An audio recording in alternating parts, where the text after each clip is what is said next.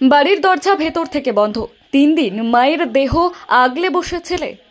প্রায় 3 দিন মায়ের মৃতদেহ আগলে বসে রয়েছেন মানসিক ভারসাম্যহীন ছেলে। ঘটনাটি মুর্শিদাবাদের শামসেরগঞ্জের নিমতিতা পঞ্চায়েতের দুর্গাপুর কর্মকারপাড়া এলাকার।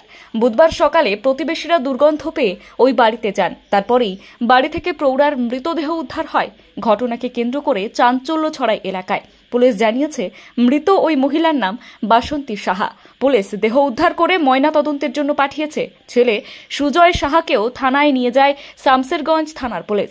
স্থানীয় বাসিন্দারা জানিয়েছেন, মা এবং ছেলে দুজনেই মানসিক ভারসাম্যহীন। ওই বাড়িতে তারা দুজনেই থাকতেন। ছেলেটি একসময় যাদবপুর বিশ্ববিদ্যালয়ের পড়াশোনা করতেন। মাঝে মধ্যেই মানসিক সমস্যায় জর্জরিত হয়ে পড়তেন। বেশ কয়েক মাস আগে থেকে ব্রেনের সমস্যা হয় বছর 32-এর সুজয় সাহার। দিন 3 আগে থেকে তাদের বাড়ি থেকে কোনো সাড়া শব্দ পাওয়া যাচ্ছিল না। ভেতর থেকে দরজা বন্ধ ছিল। দুজনেই মানসিক ভারসাম্যহীন হওয়ায় স্থানীয়রা তেমন কোনো গুরুত্ব দেননি। এদিন সকালে দুর্গন্ধ বেরোতে থাকে ওই বাড়ি থেকে। তারপরই খবর দেওয়া হয় শামসেরগঞ্জ থানার পুলিশকে।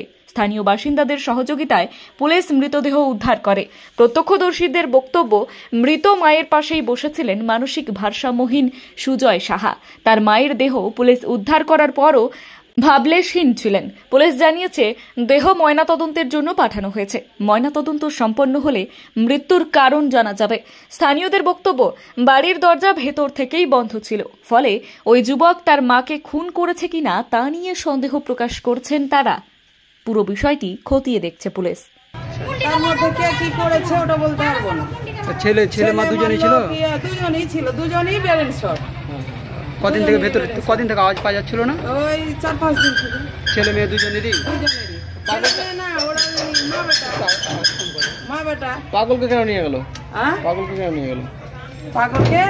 গরমকে নিয়ে গেল, আর ওর মাকে নিয়ে গেল পোস্টমর্টম করতে জঙ্গপুর নিয়ে গেল। কবে থেকে মারা গেছে জানেন না? আমরা জানি না কবে মেরে ফেলেছে, কে মেরে ফেলেছে, কে কি করেছে আমরা ওগুলো বলতে পারবো না। মাই বেটাতেই থাকতো। মানে নিজে মা বেটা, বাড়িতে আর কেউ নেই? না, বাড়িতে আর কেউ নেই। ওই দুটাই ব্রেন শট, মায়েরও ব্রেন শট, ছেলেরও ব্রেন শট। ছেলেটার নাম হচ্ছে সুজয় সাহা, মায়ের নাম হচ্ছে বাসন্তী সাহা। ওর মায়ের বয়স প্রায় কত হবে? মায়ের বয়স হয়ে যাবে কত, 60 বোধহয়, কি কত আমি বলতে পারবো না। কোথায় এটা?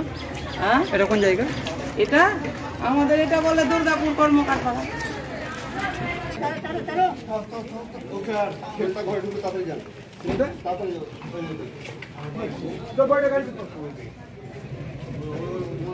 ভাই